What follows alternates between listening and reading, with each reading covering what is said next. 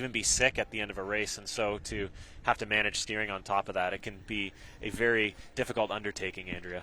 We will wait for the official results with that heart-stopping race as we look now to the women's pair in the A final. Max, another stacked combinations here. Yeah, it would be very exciting racing. We're looking forward to watching. So we'll start through the little roll call here. In lane 1, we have the Alberta rowing pair. Actually, it's an Alberta-Manitoba combo pair with Olivia McMurray and Abby Dent. And next, we have the Row Ontario, Row BC pair of Maya McShukulet and McKenna Simpson. In lane 3, the Row Ontario, Row BC pair of Alexis Kronk and Kristen Edwards. Lane 4, the Rowing BC pair of Caileigh Filmer and Piper Battersby. Lane 5, the Row Ontario, Row BC pair of Avalon Wastenays and Christina Walker. Lane 6, the Row Ontario pair of Kristen Simonowski and Sydney Payne. I'm excited for this race, Max. It's going to be a very hotly contested final, and we have such a wealth of experience across every single boat in this final. Athletes are aligned, the boats are aligned and ready to go. We'll zoom in here to see what's going through your mind before the start of a women's pair final.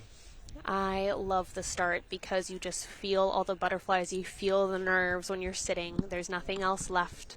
And then it goes attention go, and the whole world just melts away because these athletes have done this time after time. We have practiced starts again and again and again. So your job right now is just to feel the fear, sit, be calm, and wait for that attention go. Get the blades placed. When you hear attention, you can see right now that those oars are kind of going up and down. Difficult conditions right now, so very expected. And then on attention, they will bury their blades so that they have good grip on the water and then initiate the drive with their legs. Of course, you want to be clean in those first few strokes, right, Taylor? Absolutely. Having a clean start is probably one of the thing, like Andrea said earlier, you don't necessarily win the race on the start, but you can lose it. And it's very common if you have a bad grip on one side, again, like the balance beam, you could go off to one side. Or, pairs have flipped at the start, but I don't think we have to worry about that in this event today. And, of course, you want to get away straight. Of course, you got to be able to apply your power equally to make sure that boat gets away straight, that stern stays pointed at that athlete or the volunteer that we have holding the sterns correctly. And while in a single, you usually steer the boat by applying more power to one side or the other.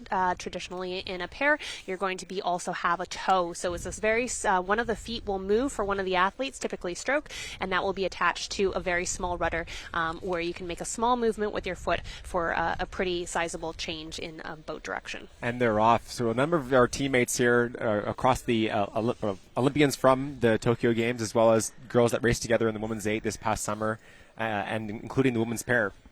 Yeah, lots of returning Olympians here. I'll look first to lane 4 here with Caileigh Filmer returning to the team. She is a two-time Olympian and a cyclist as well who has come back, and she competed at the World Championship. So great to have Caileigh back. She's rowing with Piper Battersby, daughter of two-time Olympic gold medalist, but here writing her own story, and Piper raced at this World Championships in the women's 4.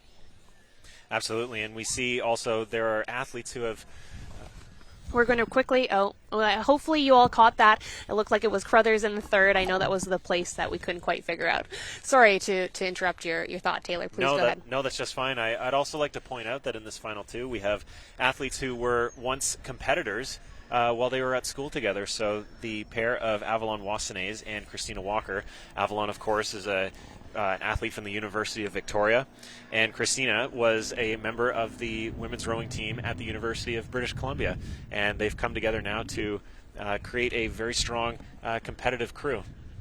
500 meters in here, you've brought your rate of striking down and you're settled well into your race rhythm, just doing the work, putting on your hard hat and understanding that the race is going to take a full 2 kilometers.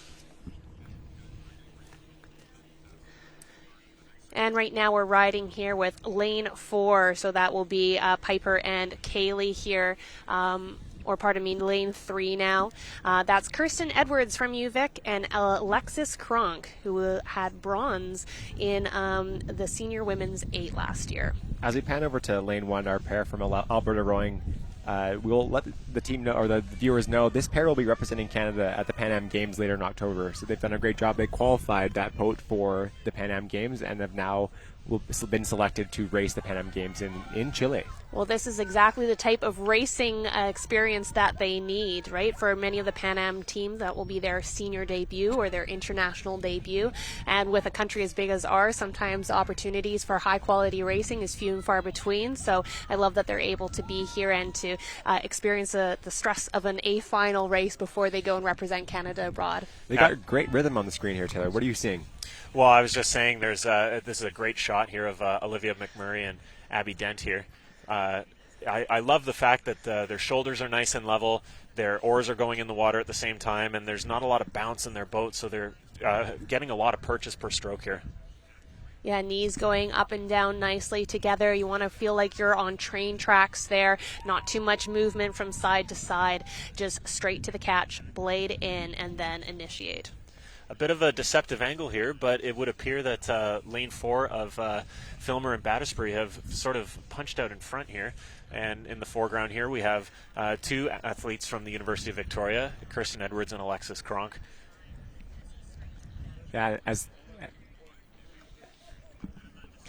And the camera angles can be a little bit deceptive, but that's because we are riding with a coach boat as well. So that's following the boats from behind. Of course, we don't want to send our camera out in front to wake down all the crews.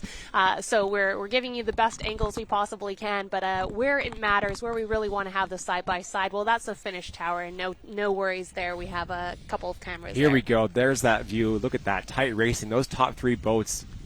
All medals to play for, I believe. Wouldn't you say, Andrea? That's exactly the type of racing that you want in an A final at the national championships. And the noise. I can wish that we had the noise of what that sounds like, to hear all those blades going in together.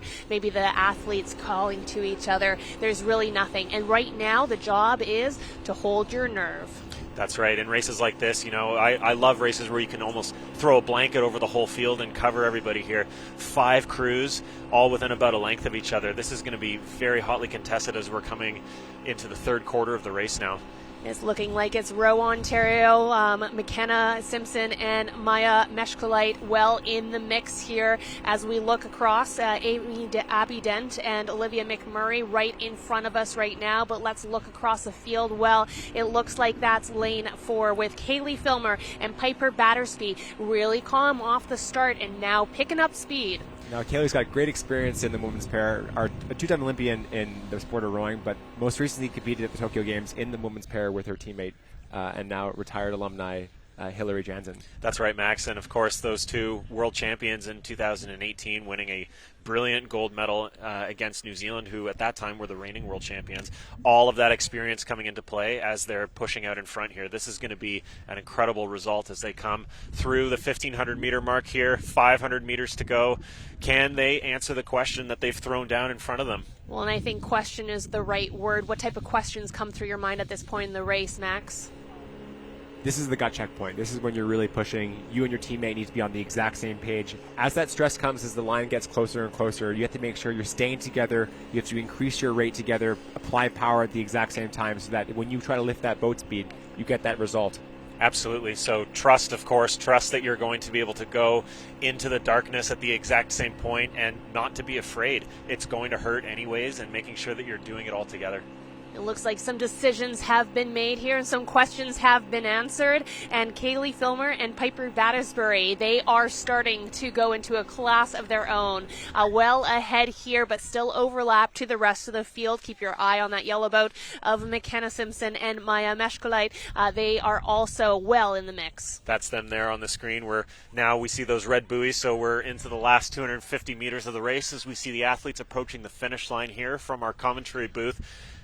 Now, Maya and Caileigh raced the pair together at Worlds. Now they're in separate boats with different teammates. So, again, bragging rights on the line in addition to who's going to be national champion. This is where it counts, and the afterburners have to come on because you're running out of meters here, bringing the rate of striking up because there's about to be a national champion crowned. We have Caileigh and Piper, and Piper on the screen here.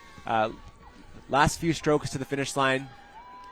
To be crowned national champion. Yeah, Caileigh and Piper, fantastic there, but not very close for comfort. Second across is going to be, looked like it was Maya and McKenna. Did you catch who was third? Massive sprint there from Kirsten Edwards and Alexis Kronk, who were in 5th. when we were seeing the athletes come through about halfway to sprint through and come third. So an amazing effort by them. Fantastic racing there by all the athletes, and you can see them right in front of us slumped over. You can only imagine the amount of effort that that race took out of them in tricky conditions. Yeah. And that's a big win for Caileigh. She's, as Andrew was commenting on earlier, after the Tokyo Games, Caileigh decided to throw her hat into the ring of the world of cycling, so making her spot onto the national team of the Canadian cycling team, and has decided to come back to the sport of rowing with the hopes of finding a boat and a seat at the Paris 2024 Olympics. That's right. This is obviously a very big goal that Caileigh has had, to come back and make her mark back in rowing again. And obviously she was able to use all of her experience there to come through and to now be